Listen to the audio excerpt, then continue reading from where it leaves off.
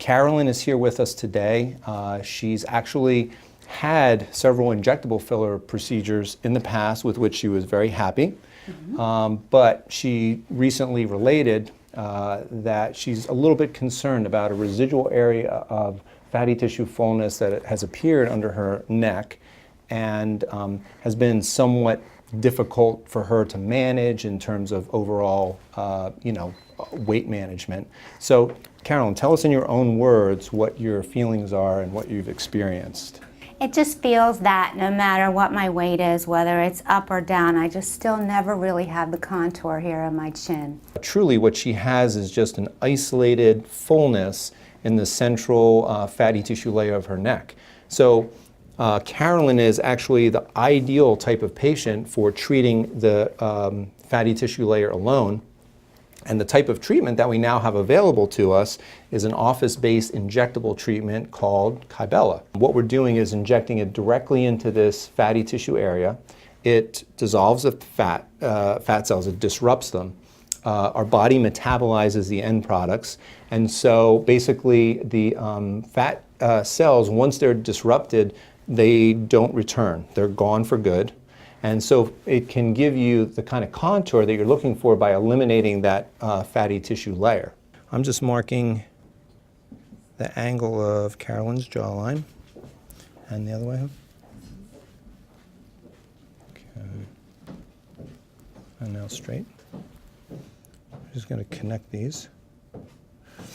I'm also going to pay attention to where her midline is. So this is going to be what our target area is as far as the injection. So Kybella comes with this standardized, you'll see it's a treatment grid, and we use a little sterile saltwater solution, saline solution, to transfer it. And you can see they're color-coded and they're in rows. That's just so you kind of can keep track of where you've injected. Within her safe zone, which is above this crease, there's a total of 16 of these little dots that are transferred from that grid. Now, what I like to do also, just to make patients as comfortable as possible, I'm going to inject the local anesthetic into this area so that she doesn't experience any of the discomfort that you might otherwise experience, usually about a minute after the injection, feel a little sting, but by injecting a little local anesthetic, she won't feel that. So I'm just taking a small amount of local, about 5 cc's of local, dispersing it through this area. So I'm going to start on the periphery with just 0.2s. And similar technique for Botox injection, actually. I've injected adjacent to all of those treatment points. What I did was for the central 2 rows of 3, I injected slightly more just because, if you think in terms of volume, that's where the fat is the thickest, right in the central area. So a little more there, and then I kind of feathered it off to the sides with 0.2s. So basically an extra 0.6 collectively from this area. So a total of 3.8 cc's, which is a typical amount for injections. It's somewhere between 3 and 4 cc's is kind of the average amount. You can see how comfortable Carolyn was through it. Just kind of keeping an eye on inflammation. You can see maybe there's a little bit of pinkness there, but it's nothing dramatic. Typically afterwards, patients will have like a feeling of a little warmth, maybe a little pinkness and swelling initially. That's for tonight. And then tomorrow, she may feel some what are called dysesthesias, like funny sensations in that area. Anything from numbness to like pins and needles, itching sometimes. And those are all byproducts of the inflammatory process that's going on. Because in order for the Kybella to melt the fat, it has to mount an inflammatory reaction.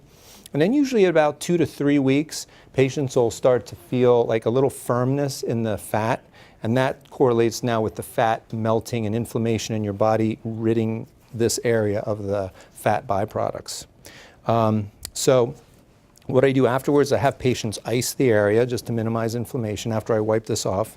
And also I'll show you, I give my patients a compression garment. So this is the compression garment we were just talking about. Looks like a weird contraption, but so the idea, let me just show you how it works. So there's this front seam, and that always goes out, right? And your chin rests right here. This is the hole where your face goes, and then this is the hole where your neck goes. So the big strap goes up around your head, and the small strap goes around the back of your neck. Okay. So we're just going to put this on for demonstration. You don't have to wear it home. So that's why you want to put it on. Seam out, seat your chin, out. and then do the 2 Velcro straps above and below. But see what that does? That gives some extrinsic force that brings the skin up against the muscle. As the fat melts, it'll help that adhere and redrape.